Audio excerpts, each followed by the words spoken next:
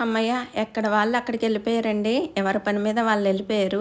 వాళ్ళ పనుల మీద ఆళ్ళెళ్లారు. నా పనులు ఇంకా చాలా ఉంటాయి. టిఫిన్‌లతోని, లంచ్ బాక్సులతోనే అయిపోదు కదండీ! ఆడవాళ్ళకి ఇంక సాయంకాలం దాకా పని ఉంటూనే ఉంటుద్ది. ఇంక అలా చేసుకుంటూనే ఉండాలండి.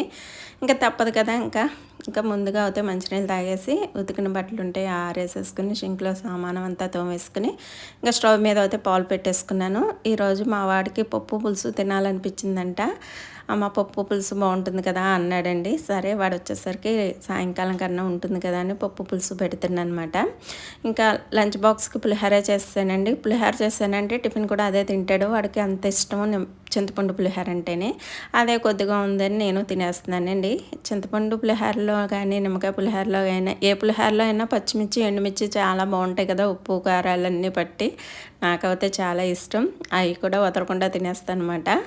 ఇంకా నిన్న మా వీధిలోకి వినాయకుడు నిమజ్జనానికి తీసుకెళ్లారండి. చాలా ఘనంగా ఊరేగింపుతో తీసుకెళ్లారు. ఇంకా పిల్లల ఆటపాటలంటే ఇంకా అసలు చెప్పక్కర్లేదండి. ఎంత హ్యాపీగానో డాన్సులేస్తూ తీసుకెళ్లారండి.